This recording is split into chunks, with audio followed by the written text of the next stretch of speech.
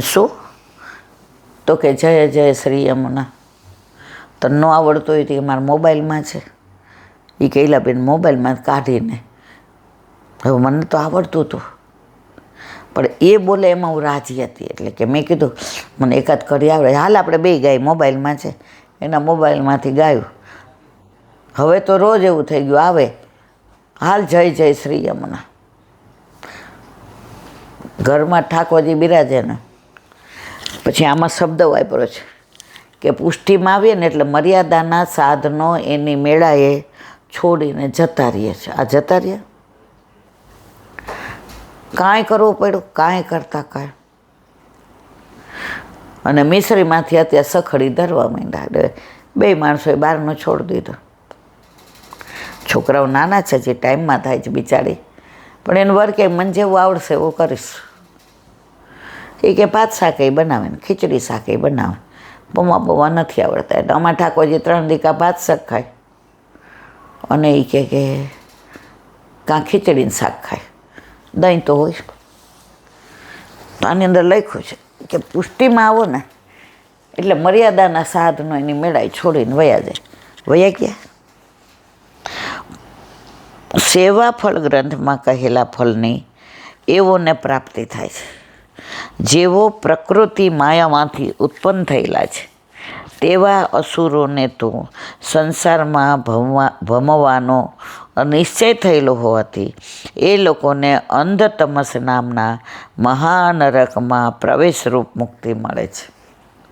એ લોકોને પ્રભુની પ્રાપ્તિના સંબંધની ગંધ પણ નથી, કેમ કે પ્રભુ જ શ્રીમુખે ગીતામાં આજ્ઞા કરે છે, હે અર્જુન, એ આસુર જીવો મને પ્રાપ્ત કર્યા વિના જ અધમ ગતિને પ્રાપ્ત થાય છે, એવોને આસુર્યોનીમાં હું પટકું છું. જો બધાએ નક્કી કર્યું હતું શ્રીનાથજી જવાનું, બરાબર, જઈ શક્યા. આપણે જવું હોય તો ન જવાય, શ્રીજી બાબા બોલાવે તો જવાય. બધું નક્કી છતાંય કોઈ જઈશે. અને આપણને કેટલોય આગ્રહ કર્યો તો આપણને શ્રીજી બાબાએ જવા દીધા. હે અરે પરાકાષ્ઠા તો ત્યાં બધા બેઠા હતા ને આમ હું તો ગઈ, બરાબર, વ્હીલચેરમાં હલાતું તો છે ને. મેં કીધું આ અડધો કલાક અહીંયા ઊભું રાખશે ને મારાથી તો અડધી મિનિટ ને. મેં તો હવે માથી તો નહીં થાય, હું નીકળી જાઉં. ત્યાં તો ત્યાંથી ઓલા કે પેલા લેડીઝને લઈ લ્યો બધાને, 2 મિનિટમાં તો અંદર, 5 મિનિટમાં સૌથી આગળ. ઓલા ઝાપટિયાએ મને ઝાપટ ન મારી, દર્શન કરે જ રાખ્યા. ચરણારવિંદ ને આમ તમે જુઓ તો ઓલો ચીબુક ને મુખારવિંદ ને તિલક ને અલકાવલી ને કાનના કુંડલ ને આ. અને ત્યાંથી નીકળ્યા તો મેં કીધું નવનીત પ્રિયાજીમાં તો મોડું, તો ઓલા ભાઈ કે હમણાં જ ખોઈલા જ જાઓ. તો ત્યાંય તિલકાયત હતા, ક્યાંય કોઈ એમને કીધું આગળ જાઓ. હવે જે મનોરથી હતા એને આગળ ઊભા રાખતા હતા અને બાકી પાછળ. તો ઓલા મનોરથી ઓળખતા હતા, હાથ પકડીને લઈ ગયા, દર્શન કરે રાખ્યા, કોઈ બોલ્યું નહીં. તો આપણું ધ્યાન આપણા ઠાકોરજી રાખે છે, એમાં કોઈ શંકાને સ્થાન નથી. બોલો વલ્લભાધીશ.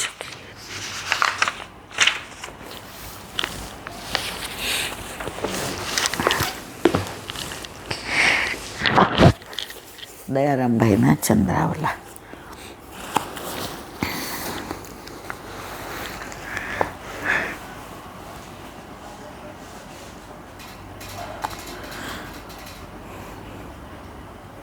ઓગણીસમું ચંદ્રાવળું ચાલે છે. અહીં આ ચંદ્રાવળમાં પ્રભુના શિંગાર સહિત દર્શન કરી આનંદ પ્રાપ્ત કરે. આવું પ્રભુનું મોહક રૂપ છે તેનું વર્ણન કર્યું છે.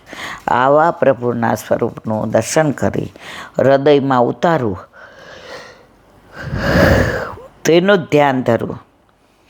મનમોહક રૂપ તે નટવર રૂપ, નટ જેમ તરે તરના સ્વાંગો બદલી ભજવી બતાવે છે, તેમ નટવર નંદલાલ પણ નટવર રૂપ ધારણ કરી ભક્તોના મનને રીઝવે છે, પોતાનામાં આકર્ષિત કરે. નાગર નંદજીના લાલ, નાગર નંદજીના લાલ. રાસ રમતામાં નથડી ખોવાણી, કાના જડી હોય તો આપ, કાના જડી હોય તો આપ. રાસ રમતા નટવર છે ને બધાય રૂપ ધારણ કરી શકે, પણ ક્યારે? પોતાના વ્યક્તિ પાસે. તમે ઘરમાં જપો લેંગો પહેરો, તમારે ટેન્ડર હોય ત્યારે ઇન કરીને બેલ્ટ કરીને ગાંધીનગર આવી જાઓ. લગ્ન હોય તો સૂટ બી પહેરો. વ્યક્તિ કામ પ્રમાણે વસ્ત્ર. તો ઠાકોરજી લીલા પ્રમાણે પેલું કરે છે. અને દર્શન કરીને આપણે કેવા રહે? તમે જોજો, મંગળામાં જે દર્શન થતા હશે એવા પછી શ્રૃંગારમાં નહીં. શ્રૃંગારમાં તો એવો ઠાઠ ઊભો હોય ને, અને રાજમાં તો રાજાધિરાજ. ઉત્થાપનમાં આમ થાકીને ઉઠા હોય એવા. સંધ્યા આરતીમાં ગાયો ચરાવીને આવીને ઓલા દૂજકા ચંદા, વાળ બધા વિખરાયેલા હોય ને, બધી રજ ઉડી હોય ને, અને રાતના પોઢે ત્યારે જાણે બગાસા ખાતા હોય તેવા. જેને જેવી દ્રષ્ટિ હોય એને એવા દર્શન થાય. વનમાં ગાયો ચરાવતા ગ્વાલપાલોની સાથે નટવર રૂપ ધરી ખેલો કરતા યુગલ ગીત. બરહીણ સ્તબકતા હતું, પલાશય બદ્ધમલ પરિબહમ વિડમ. ગોપીઓ કહે છે આ મુકુંદ ભગવાનનું નટવર રૂપ અદ્ભુત જોવા જેવું છે. મુકુંદ ભગવાન કેમ? જે બધાને મુક્ત કરે, છોડી દે, મોક્ષ આપે. યમુનાજી કે ના, મોક્ષ આપે એ તો મર્યાદાવાળો, આમાં તો ભક્તિ આપે એવો જોઈએ. તો મુકુંદ ભગવાનનો સ્વભાવ મુક્તિ આપે એવો હતો, એને ભક્તિ આપે એવો કરી નાખ્યો. જો ભગવાનનો સ્વભાવ યમુનાજી સુધારે તો મારા જેવા ડફોળનો ના સુધારે. ઘણો સુધાર્યો છે, હજી કોક વાર આવી જાય ઓરિજિનલ, પણ ઘણો બધો ફેર પડી જાય છે.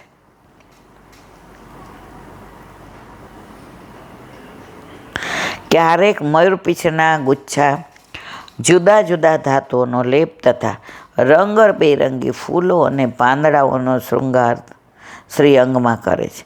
મલ્લ જેવો શૃંગાર કરી મલ્લના જેવો જ રમતો રમે. જેમના શિર પર મયુરનો મુગટ સદા બિરાજમાન છે, કપાળમાં તિલક, બંને કાનમાં કુંડલ, નાસિકામાં ઓપતું નકવેશ્વર, હડપચીએ ઝગમગતો હિરલો, કંઠમાં કૌસ્તુભમણીની ઝગમગતી જ્યોત ધારણ કરી છે. ચરણારવિંદમાં નુપુરનો ઝણકાર, કટી પિતાંબર, કટી મેખલા, કિંકણીના શબ્દોથી ભક્તોને લીલાનું ભાન કરાવે છે. જેમના શ્રીહસ્તમાં મુરલી શોભી રહી છે, આવા સ્વરૂપના દર્શન કરી હૃદયમાં આનંદ પ્રાપ્ત થાય, પ્રેમાવશમાં ઝૂમી ઉઠાય. આપણે તો વાંચીએ બોલીએ તોય આનંદ આવે છે, તો ગોપીઓને તો સાક્ષાત દર્શન થતા હતા. પ્રભુ તો સર્વાંગથી સુંદર છે, પ્રત્યેક અંગના દર્શન કરતાં ચિત્ત ત્યાં જ ચોંટી જાય છે. અત્રે તો નખશિખ પર્યત સ્વરૂપ દર્શન કરીને સ્મરણ કરવાનું રહ્યું છે. આવું મનમોહક સ્વરૂપની ઝાંખી કર્યા પછી બીજું બધું ફીકવું દેખાય છે. સુરદાસજીને ચર્મચક્ષુ હતા ને, તે તો હૃદયરૂપી નેત્રોથી ભગવાન દર્શન કરતા તેવું જ કીર્તન બનાવીને ગાતા. બોલો વલ્લભાધી.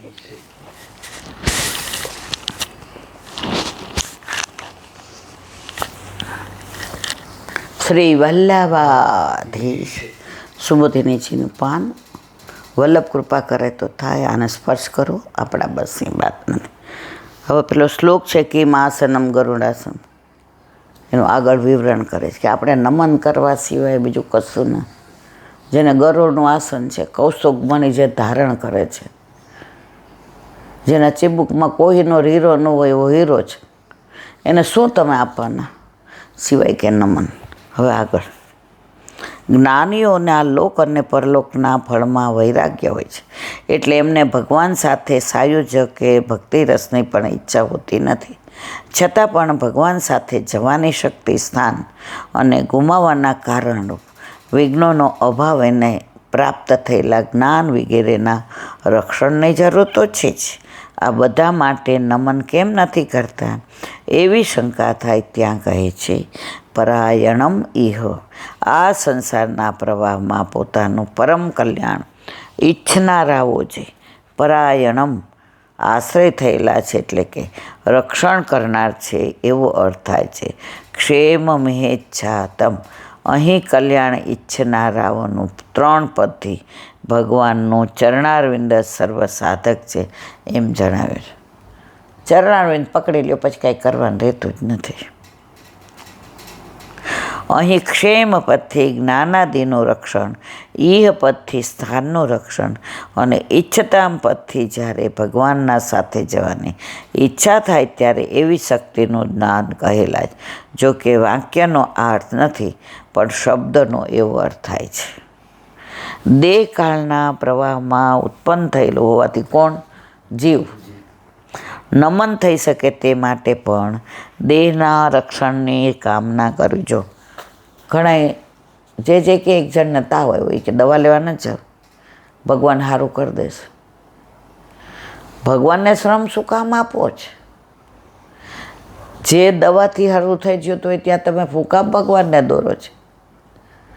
નિમિત્ત ડૉક્ટરને બોલાવે છે, સારું તો એ કરવાનું છે. ઓલો એક જણો ડૂબતો હતો તો શંકર ભગવાનને બોલાવ્યા,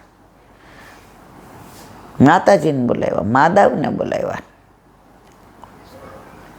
એ કે કોઈનું આવ્યા નહીં. કે તો શંકર ભગવાનને બોલાવતો હતો, એ તૈયાર થયા ત્યાં તો તે માતાજીનું નામ લીધું, એટલે કે માતાજી જશે. એનું નામ લીધું ત્યાં ગણપતિ ભગવાનને, પછી હનુમાનજીને, પછી કે ડૂબાડી દીધો ને.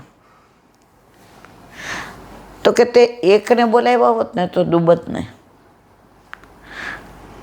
તો બધાને બોલાવ્યા ને એમાં ડૂબી ગયો. આપણે અત્યારે બધે જાય છે, આપણને બધા બહુ એવું હેરાન કરે છે. બધા ભગવાન એક. હવે બધાને ક્યાં લેક્ચર ફાડવા બેસવું? ને બીજું અન્ય માર્ગોને મારે સમજાવવું શું કામ જોઈએ? તમે જે કરવું એ કરો, હું તમને નથી કહેતી. પણ મને તો સલાહ એટલી લોકો દેવાવાળા છે જેની કોઈ હદ નહીં.